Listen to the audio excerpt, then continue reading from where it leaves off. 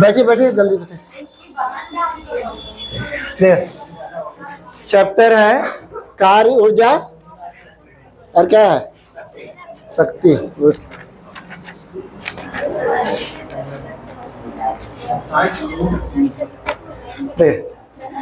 तो कार्य क्या होता है? जैसे काम हम लोग साइंस के लैंग्वेज में काम किसको बोलते हैं? तो अगर वो उसका मतलब कि डिस्प्लेसमेंट हुआ है तो काम हुआ है, और मतलब कि डिस्प्लेसमेंट नहीं हुआ तो काम नहीं हुआ। ठीक है, जैसे मान लो कि हम हैं यहाँ पर, तो यहाँ से इस तरीके से ऐसे चलें और फिर यहाँ पर फिर वहीं खड़ा हो गए, तो काम हुआ? काम नहीं हुआ, डिस्प्लेसमेंट हुआ ही नहीं, जहाँ थे वहीं है, काम नहीं हुआ। ठीक है, अगर हम बोल रहे हैं, हम पढ़ा रहे हैं तो काम हो रहा? काम नहीं हो रहा। तो साइंस के हिसाब से काम हो गया ना, तो फिर वहां पहुंचेंगे नहीं। तो जब भी हम लोग बोल रहे हैं तो काम नहीं हो रहा। ठीक है, कोई भी काम जो है हम लोग डिस्प्लेसमेंट पे निर्भर करता है कि जैसे मान लो कि, इसीलिए इसका काम का यानी वर्क का फॉर्मूला होता है W बराबर होता है क्या? W बराबर होता है F S cos थीटा। अब देखो, अब काम किसको बोलेंगे? तो जो साइड बल लगा रहे हैं वही दिशा में काम हो रहा कि नहीं, ये भी देखना है। जैसे मान लो कि अगर हम अपने आप को इधर मतलब कि ठेल रहे हैं तो इधर जा रहे हैं, अब अपोजिट साइड हो रहा है या दूसरा साइड हो रहा है तो उसको काम नहीं बोलेंगे। हाँ ठीक है, जिस दिशा में बल लगा रहे हैं वही दिशा में डिस्प्लेसमेंट होगा तभी काम होता है। नहीं, ठीक है। हाँ?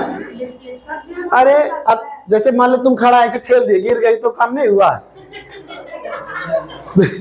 तो इधर ठेले और उधर गिर गई, अब वही ज्यादा ताकत है तो तुम पीछे ऐसे करके कर ले रही तो नहीं हुआ काम। अब वही जो है, अब उसमें हम लोग को साइन जो कॉस थीटा भी हम लोग को मायने रखता है कि तुम्हारा कितना डिग्री पर।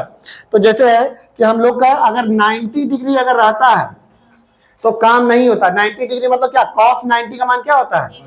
0 होता है, और 0 को सबसे गुना करेंगे तो 0 होगा, यानी काम नहीं हुआ। तो यानी कोई भी अगर हम लोग ऐसे करके उठाए हैं तो ये काम नहीं हुआ है ना, वो नहीं हुआ। तो कोई भी कूली जो है वो कोई भी सामान उठाता है तो वो काम नहीं कहलाता है। तो हम लोग साइंस के हिसाब से, तुम हमको पैसा नहीं दे रही है तो वही काम, साइंस के हिसाब से काम नहीं हम लोग देखा जाता है। तो फिर आएगा बर्तन फेंका के फिर उस समय काम हो जाएगा। जब वो चलने लगा समाज को तो काम हुआ ना, विस्थापन हुआ ना। जैसे अगर वो सर में उठा लिया यानी 90 डिग्री हो गया। 90 डिग्री यानी सुनो, लंबवत विस्थापन काम नहीं होता है। और क्वेश्चन यही आएगा, यहाँ 90 डिग्री बोलेगा नहीं, कल जो अभी सेट मारिएगा ना उसमें ये वाला रहेगा लंबवत विस्थापन यानी कि 90 डिग्री, और लंबवत विस्थापन यानी 90 डिग्री, और 90 डिग्री में कुछ भी होता है तो काम नहीं होता है। तो उठाएं तो लंबवत विस्थापन किए ना, और लंबवत हम लोग किए और उसके बाद इधर उधर घूम भी रहे हैं तो काम नहीं हुआ है। अरे तो लंबवत तो काम यानी कि ऐसे तो डिग्री कितना हो गया, खाली तो ऐसा नहीं। देखो सिंपल सा है, सुनो ठीक है। जैसे मान लो कि हम लोग लगा रहे हैं फोर्स 10 का, विस्थापन हुआ 5 का, मान लो कि S यानी विस्थापन हुआ 5 का, लेकिन काम जो है उठाए थे हम लोग 90 डिग्री पे यानी हुआ 0 डिग्री, तो कितना हो जाएगा?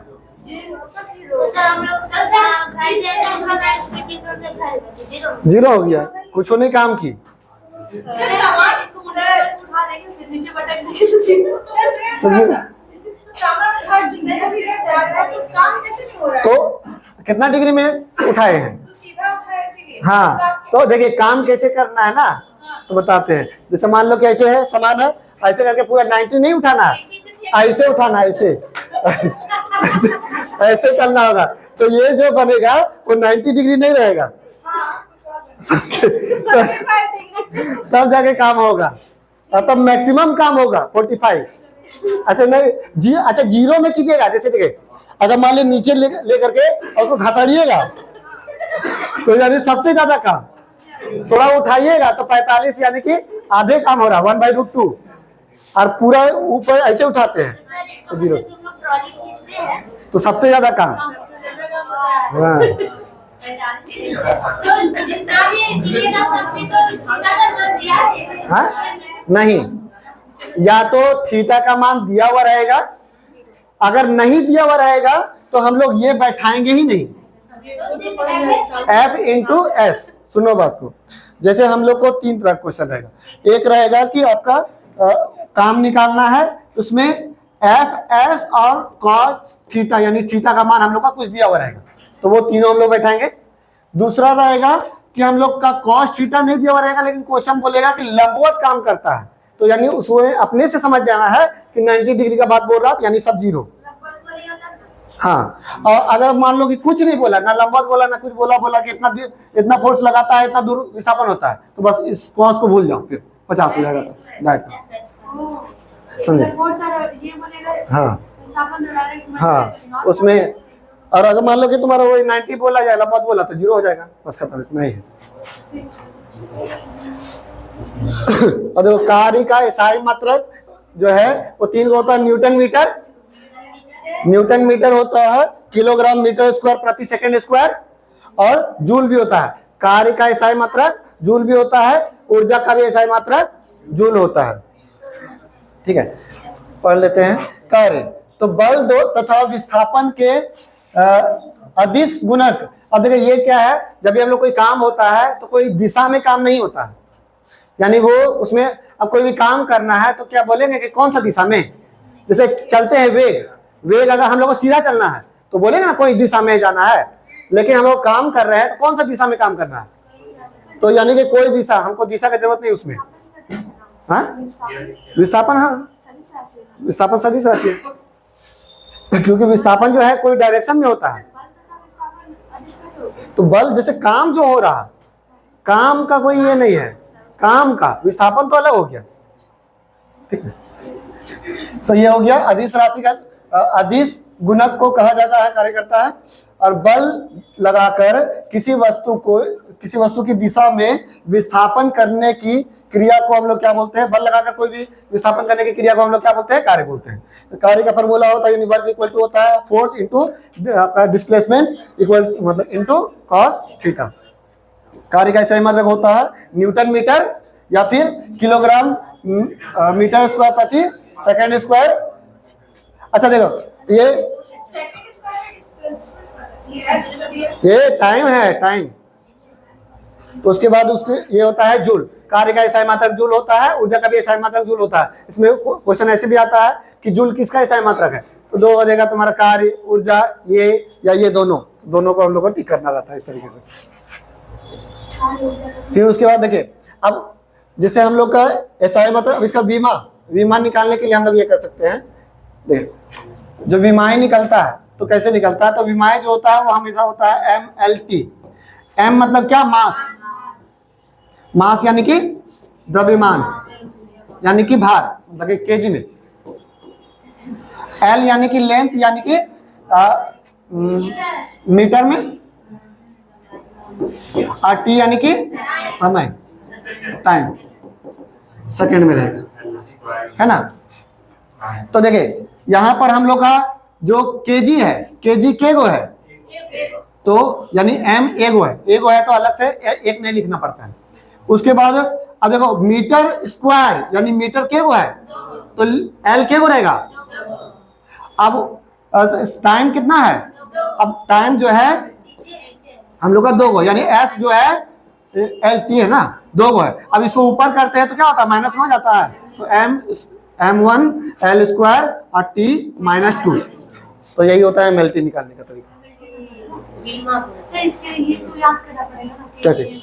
हाँ, तो ये सब याद करना होगा। ठीक है। अब कार्य का सीजीएस मात्रक अर्घ होता है, तो सब अलग अलग फॉर्मेट है। सीजीएस मात्रक अर्घ होता है, अर्घ बराबर होता है 1 जूल बराबर 10 का पावर 7 अर्घ।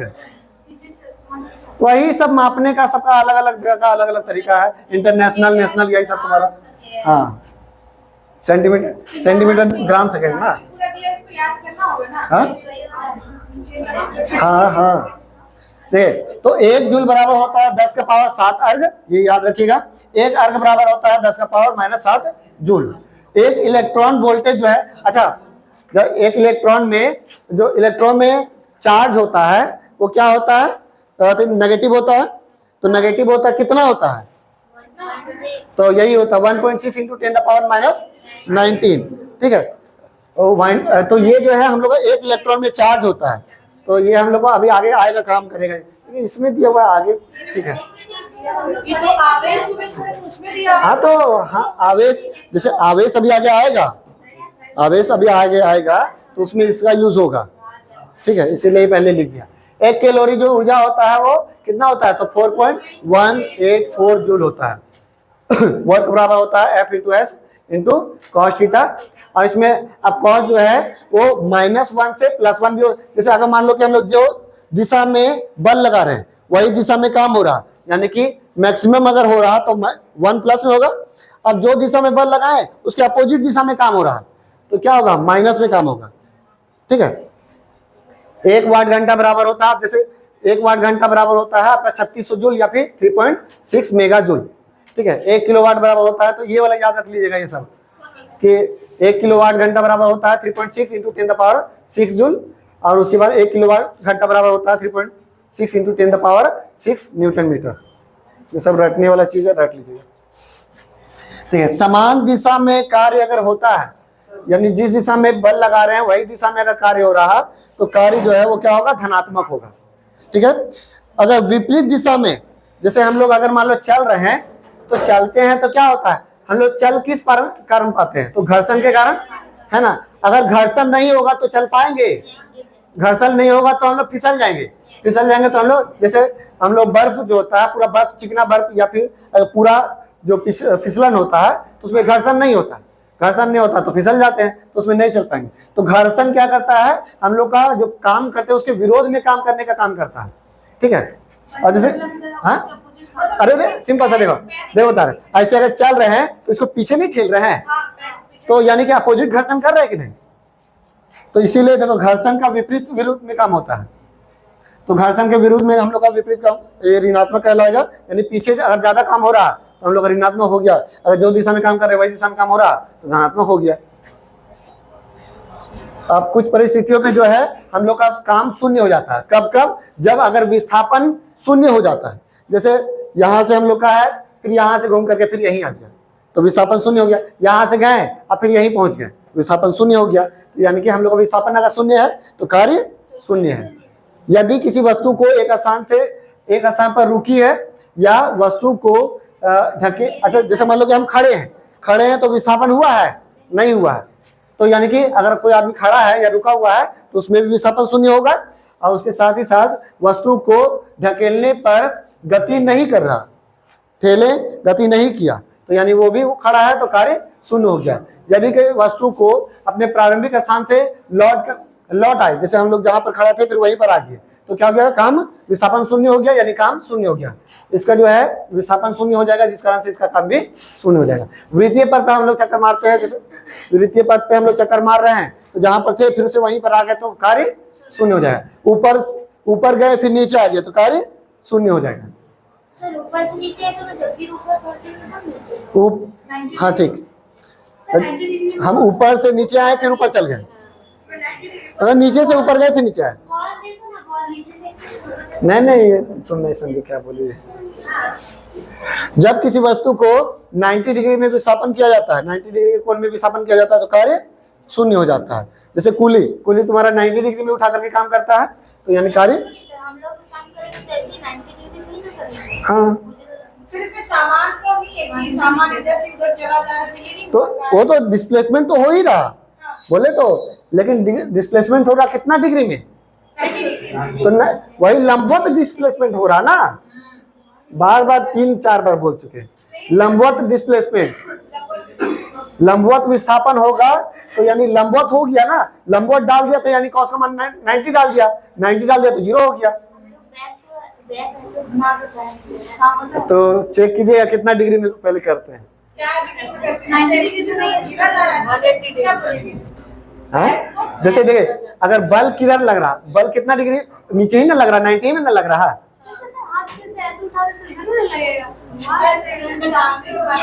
देखो वो सब नहीं आएगा उतना, जो तो जमीन एक वस्तु को अच्छा न्यूमेरिकल था क्या?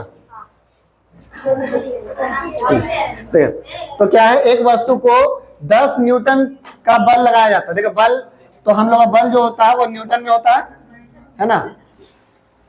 तो हम लोग का क्या वर्क बराबर होता है F S cos थीटा। अब F का मान कितना है 10 और S का मान कितना है 30 मीटर विस्थापन हो गया। तो किया गया कार्य, अब cos का मान है कुछ लंबवत बोला है, तो यानी कि काम कितना हो गया 300 जूल। अच्छा, जब थीटा मान दिया रहेगा तो हाँ? लिखिए। 4 था ना, ये 10 है। हाँ और 30 हाँ वो आगे है क्या? दिया भैया सर cos 90 का मान कितना होता है? 0। एस मतलब फोर्स और एन मतलब न्यूटन। F का ही जो एसआई मात्रक होता है वो न्यूटन होता है, मतलब F फोर्स जो होता है वो न्यूटन में ही होता है। ये डिस्प्लेसमेंट किसको बोलते हैं? जब वो अपना जाता है फिर वही आ जाता है तो 0 हो जाता है। हाँ। और जो मतलब जो कवर किया उसको तो डिस्टेंस बोलते हैं। मिनिमम दूरी को डिस्प्लेसमेंट बोलते हैं। अरे कैसन दिख रहा? तो एक कार पर जो है 50 न्यूटन का बल लगाकर 20 मीटर, ये 50 न्यूटन का बल लगा रहे हैं और 20 मीटर का विस्थापन कर रहे हैं और डिग्री दिया हुआ है 60 डिग्री। तो हम लोग को कार्य पूछ रहा, तो वही हम लोग को तो F into S into cos theta किसका W बराबर, तो W बराबर F हम लोग का फोर्स कितना है 50 न्यूटन का और डिस्प्लेसमेंट कितना हुआ 20 का, और कॉस 60 का मान कितना होता है, कटेगा 10 बार में यानी 500 जूल।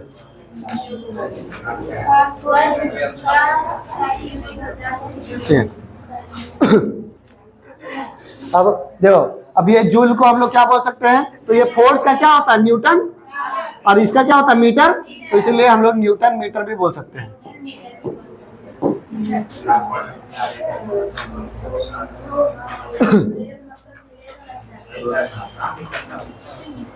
न्यूटन मीटर इसको कैसे लिखा सर? कहाँ न्यूटन मीटर स्क्वायर लिखा है? यहाँ पे मीटर इसका लिखा था। अरे कहाँ न्यूटन मीटर स्क्वायर कहाँ लिखा है? इसको पहले चेंज किया था। ये जो है ना केजी मीटर प्रति सेकंड स्क्वायर ये होता है न्यूटन का, और उसमें मीटर जो है इंटू कर दिया।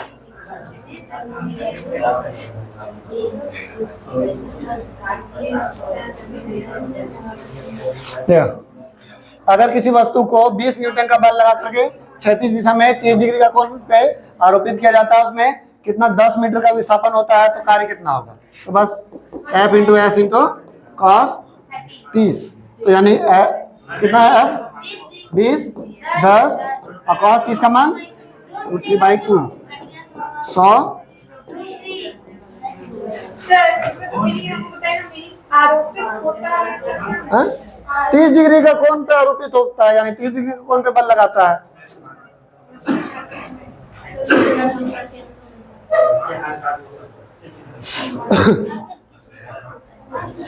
पांच न्यूटन का बल आरोपित कर रहा है और वह वस्तु जो है बल की दिशा में 10 मीटर का विस्थापन हुआ, तो काम कितना हो जाएगा, कुछ नहीं बोला डिग्री, तो 50 न्यूटन 50 जूल सॉरी 50 जूल या फिर 50 न्यूटन मीटर। अब देखें काम जो होता है, एक तो वो हो गया, एक दूसरा फार्मूला होता है वर्क इक्वल टू mgh, ये स्थितिज ऊर्जा का भी फार्मूला है। एक होता है गतिज ऊर्जा और एक होता है स्थितिज ऊर्जा, काइनेटिक एनर्जी और पोटेंशियल एनर्जी। तो देखिए कभी भी हम लोग कोई भी चीज उठा रहे हैं तो उसमें एनर्जी तो लग रहा, तो हम लोग का जब ऊपर जाएंगे तो पूरा, अगर मान लो कि जैसे सीढ़ी है, सीढ़ी में अगर कोई भी आदमी चढ़ रहा तो सीढ़ी तो पूरा 90 डिग्री नहीं है, तो कभी भी हम लोग हाइट वाला बात होगा और उसमें डिग्री उग्री का बात नहीं रहेगा। समझो बात को। अगर हाइट का बात है, अब हाइट में जरूरी तो नहीं कि वो 90 में चले, अगर हाइट का बात है और डिग्री का बात नहीं है तो हम लोग जो है mgh वाला फार्मूला से वर्क का यानी काम का फार्मूला निकालेंगे, कार्य का। अगर हाइट का बात है और उसमें 90 उनटी डिग्री उग्री कुछ नहीं बोल रहा, ना लंबवत बोला ना ये बोला ना कुछ बोला, हाँ डिग्री ना हो, और हाइट का मतलब कि जैसे सीढ़ी में चढ़ रहा तो इसमें हाइट का तो बात है, यहाँ डिग्री उग्री तो कुछ नहीं बोल रहा, लंबवत भी नहीं बोल रहा, तब ये जो है इस तरीके के क्वेश्चन में हम लोग mgh यानी कि m into g into h हम लोग फार्मूला लगा करके इसको हम लोग सॉल्व करेंगे। और ये mgh जो है स्थितिज ऊर्जा का भी फार्मूला होता है, पोटेंशियल एनर्जी, बगल में लिख दो, बार बार रिपीट होगा, याद आएगा। ये इसके बराबर होता है स्थितिज ऊर्जा, दोनों एक ही जगह लिख दो तो स्थितिज, ठीक लिखा स्थितिज, स्थितिज ऊर्जा। और फिर 1/2 mv स्क्वायर, ये होता है kinetic energy, half mv square, ये होता है पोटेंशियल एनर्जी। देखो स्थितिज ऊर्जा क्या होता है पहले ये समझाते हैं। जैसे मान लो कोई भी चीज में काम किए अभी छोड़ दिए और फिर वो अपने से काम हो रहा तो वो पोटेंशियल, उसमें अब अपने से काम होने के लिए उसमें कुछ ना कुछ एनर्जी हम लोग डाल दिए हैं, तो वो डाल दिए तो वो क्या हो गया, वो आपका स्थितिज ऊर्जा हो गया। जैसे मान लो कि देखो ये पेन को ऐसे उठाएं और छोड़ दिए, काम तो कर दिया छोड़ दिए, तो ये अपने गिरेगा, तो इसमें क्या है स्थितिज ऊर्जा। अगर मान लो कोई भी पानी को जैसे जमा कर दिए टंकी में ऊपर में और फिर मोटर वोटर नल उल कुछ नहीं लगा रहे, ऐसी पाइप छोड़ दिए तो पानी तो अपने बह रहा, तो उसमें कैसे बह रहा, तो उसमें स्थितिज ऊर्जा भर गया है। तुम्हारा बांध जब बनता है तो तुम्हारा ऐसे नदी में पानी आ रहा, वो ऐसे बांध बना दिया तो तुम्हारा यहाँ जमा कर दिया है ना, यानी काम कर दिया। अब मान लो छोड़ दिया तो अपने उबारने लगेगा, पूरा प्रेशर से बहेगा, तो वो स्थितिज ऊर्जा। घड़ी जो तुम्हारा होता है चाबी वाला घड़ी है, देखो तुम्हारा पूरा चाबी दे दो और फिर उसको छोड़ दो, हाँ जो तुम्हारा गाड़ी वाला खिलौना पीछे ठेलो फिर छोड़ दो, काम किए छोड़ दिए, अपने आगे बढ़ेगा, तो यानी स्थितिज ऊर्जा। ठीक है, तो इस तरीके का जैसे तीर का बाण खींचे अभी छोड़ दिए, खींचे और छोड़ दिए तो वो अपने काम करेगा, तो उसमें स्थितिज ऊर्जा भर गया। अच्छा, जब नदी में पानी बह रहा है तो अब देखो बह रहा, बहना होता है गतिज ऊर्जा, लेकिन वो बह रहा तो कैसे बह रहा, उसमें तुम्हारा बह रहा उसको बोलेंगे गतिज ऊर्जा, लेकिन किसके कारण बह रहा, तो कहीं ना कहीं वो स्थितिज ऊर्जा यानी हाइट में होगा तभी ना वो नीचे आ रहा। हाँ डैम उम से कहीं से निकल रहा है ना, तो यानी शुरू में स्थितिज ऊर्जा है तभी ना उसके प्रेशर से ही बह रहा, ऐसे नहीं तो पानी जमा रहेगा, तो जब स्थितिज ऊर्जा नहीं रहेगा तो गतिज ऊर्जा होगा कैसे, तो ये भी क्या बोले? तो सिंपल पानी का बहना वो तुम्हारा गतिज ऊर्जा हो गया। पानी अगर कोई भी चीज को स्टोर करना, पानी को स्टोर करना, डैम बनाना, वो स्थितिज ऊर्जा। तो देखो चलना, अगर कोई भी चीज गति कर रहा तो गतिज ऊर्जा, काम करके छोड़ दिए और वो फिर अपने से काम करे तो स्थितिज ऊर्जा। मतलब आधा काम करके फिर छोड़ दिया, आधा नहीं पूरे काम करके छोड़ दीजिए, फिर उसके बाद वो अपने काम करेगा। मतलब कि मोटर स्टार्ट करने का हो गया स्थितिज ऊर्जा। मोटर स्टार्ट किए, लाइन दिए तो लाइन तो उसमें जा रहा ना, अपने से इलेक्ट्रिक जा रहा ना, उसमें ऊर्जा तो जा रहा ना, वो नहीं होगा है जेट, उसमें तेल जा रहा, सुनो ऐसे उठा करके छोड़ दिए, इसमें तेल जा रहा, बिजली जा रहा, पानी जा रहा, कुछ नहीं जा रहा, तो काम करके कुछ नहीं जाए और अपने से काम करे तब वो स्थितिज ऊर्जा। अब बोलेंगे कि इसमें तेल डाल रहे हैं, अरे इतना सिंपल एग्जांपल तो समझा कि कुछ ना डालें, मतलब कि कोई भी काम करके अब तीर से बांध निकाल दिए, अब बांध निकाल ऐसे खींच देते हैं तो क्या यहाँ पर फुलझड़ी लगा देते हैं, रॉकेट कि छोड़ेंगे तभी उसी से जाएगा, ऐसा तो नहीं है। अच्छा रॉकेट उड़ना, रॉकेट उड़ना तो वो तुम्हारा तो ये तुम्हारा लॉ का तो देखो सुनो बता, पेट्रोल मतलब कि जो रॉकेट का उड़ना वो स्थितिज ऊर्जा नहीं है, लेकिन रॉकेट जो है गिरना उसका स्थितिज ऊर्जा है। हाँ ये अब देखो क्योंकि जा रहा है तो वो किसी के सहारे ही ना जा हाँ, तो अब देखो अब जैसे कोई भी चीज जब हम लोग का अब ऊपर से देखे यहाँ पर जैसे है ये खड़ा है, तो खड़ा है तो ये क्या है, इसमें कौन सा एनर्जी है, कुछ नहीं। अभी यहाँ से ऐसे नीचे से उठा के रखे हैं तो कौन सा एनर्जी आया है, गतिज ऊर्जा स्थितिज ऊर्जा ना अभी है, अभी यही है तो अभी इसमें बल ऊर्जा नहीं डाला हुआ है, उठा के रखे हैं तो ऊर्जा तो दिए है ना, और फिर हाँ अब फिर उसके बाद छोड़ काइनेटिक एनर्जी दिए हैं, अरे एक उतनी पर रखो ना दिमाग में। ठीक है। तो स्थितिज ऊर्जा अब मान लो इसको छोड़ते हैं तो छोड़ रहे हैं तो धीरे धीरे क्या हो रहा है, तो अब वो जब गति करेगा तो गतिज ऊर्जा, अच्छा वो गति जब कर रहा जैसे मान लो कि समझो बात को, अरे क्या क्या बात करता है जी हैं? इधर बता रहे तुम लोग पूरा हल्ला कर रहा, पूछ रहा है क्या क्या क्या चीज पूछ रहा, हमसे पूछो तो आप उधर बता रहे हैं। देखो जो भी पूछना है हमसे पूछो, अगर आपस में डिस्कस करना होगा तो क्लास खत्म होने के बाद डिस्कस करना। देखो जैसे मान लो कि हम लोग एक जमीन है, जमीन से हम लोग कोई भी पेन ऊपर उठा करके यहाँ रखें, ठीक है, अब उठा करके रखें, अब वो जब नीचे गिरेगा तो नीचे गिर रहा तो गति में है तो गतिज ऊर्जा रहेगा। अच्छा गति में है तो कहीं ना कहीं उसका तो हाइट तो कम हो रहा, लेकिन हाइट तो है ना, तो जब इसमें गति भी हो रहा और हाइट भी है, और हाइट है तो स्थितिज ऊर्जा, हाइट कोई भी चीज रहता है तो उसको छोड़ेंगे तो नीचे गिरने करेगा, हाइट रह रहा यानी स्थितिज ऊर्जा हो रहा है ना, हाइट है यानी स्थितिज ऊर्जा, और गति कर रहा तो गतिज ऊर्जा। अगर कोई भी पेन अगर ऊपर से नीचे गिर रहा है तो क्या होता है उसमें स्थितिज ऊर्जा है, और वो फिर गति कर रहा तो फिर गतिज ऊर्जा भी हो जाएगा। अब देखो यहाँ जितना ऊपर है, जैसे मान लो कि कोई बड़ा पत्थर को नीचे फेंकते हैं और फिर उसके बाद थोड़ा कम दूरी से फेंकते हैं तो क्या होगा, ऊपर वाला में ज्यादा चोट लगेगा और नीचे वाला में कम चोट लगेगा। जैसे देखा इसीलिए सीधा सीधा बताते हैं। जैसे हम लोग का जमीन, अब हम लोग का सिंपल सा है कि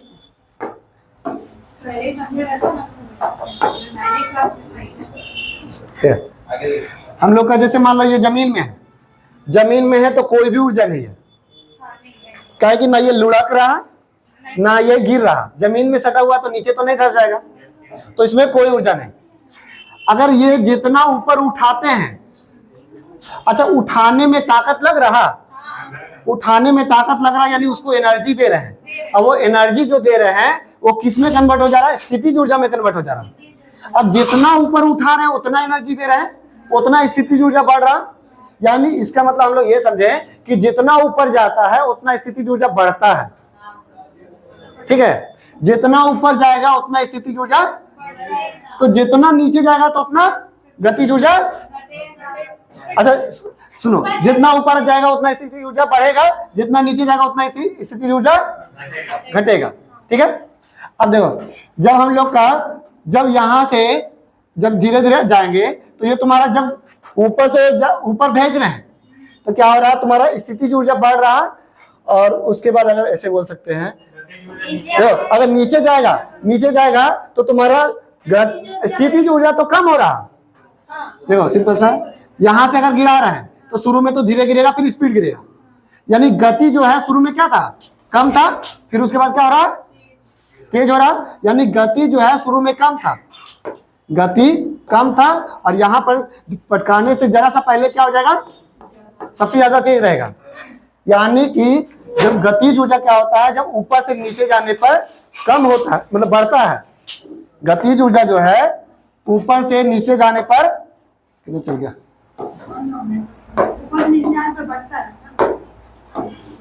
ऊपर से नीचे जाने पर गतिज ऊर्जा बढ़ता है, और उसके बाद स्थितिज ऊर्जा जो है नीचे से ऊपर जाने पर बढ़ता है। नीचे से ऊपर जाते थे अरे उल्टा बोल दे रहे क्या भाई? रुको रुको, फिर से हम रिवाइज करते हैं, ठीक है। नीचे से ऊपर भेजते हैं तो स्थितिज ऊर्जा बढ़ता है ना, गतिज ऊर्जा कम होता है, ठीक है, क्या ऊपर में कम हो रहा है गतिज ऊर्जा। जब ऊपर से नीचे जाएगा तो गतिज ऊर्जा बढ़ेगा और स्थितिज ऊर्जा कम होगा। तो हमको लगा कि हम उल्टा बोल दिए, इसीलिए तुम बोली तो फिर हमको लगा उल्टा बोल दिए, ठीक है, समझ गए। यानी कि हम लोग कोई भी चीज ऊपर जाता है तो स्थितिज ऊर्जा क्या होता है, बढ़ेगा, और जब ऊपर से नीचे जाएगा तो स्थितिज ऊर्जा कम होता है। जब ऊपर से नीचे जाता है तो गतिज ऊर्जा, और जब नीचे से ऊपर जाता है तो गतिज ऊर्जा, बस यही है। अब जब कोई भी चीज गति करता है तो उसमें गतिज ऊर्जा, कोई भी चीज हाइट में है तो उसमें स्थितिज ऊर्जा। स्थितिज ऊर्जा पूरा पूरी डिपेंड करता है उसमें हाइट पे, क्यों? क्योंकि स्थितिज ऊर्जा का फार्मूला होता है, यानी हम लोग का पोटेंशियल एनर्जी का फार्मूला होता है mgh। जी फिक्स होता है ग्रेविटी, है ना, 9.8 मीटर पर सेकंड स्क्वायर, या फिर पूरा पूरी स्ट्रेन बोलेंगे। मास जो है मास पे डिपेंड नहीं करता है, समझो, मास जो है वो उसका तो खुद का होता है। मास जो है कोई भी दो चीज है उसका मास डिपेंड करता है कि कोई भी चीज कितना स्पीड से गिर रहा है, नहीं ना डिपेंड करता है, वो पूरा पूरी हाइट पे डिपेंड करता है कि कितना हाइट है। अगर ज्यादा हाइट है तो ज्यादा स्पीड से गिरेगा, कम हाइट है तो कम स्पीड से गिरेगा, यानी पूरा पूरी हाइट पे डिपेंड होता है पोटेंशियल एनर्जी, ठीक है। तो यानी हाइट है तो पोटेंशियल एनर्जी, और गति कर रहा तो गतिज ऊर्जा यानी काइनेटिक एनर्जी। नहीं क्या बोल रहे, बोले बेसबॉल खेलेंगे तो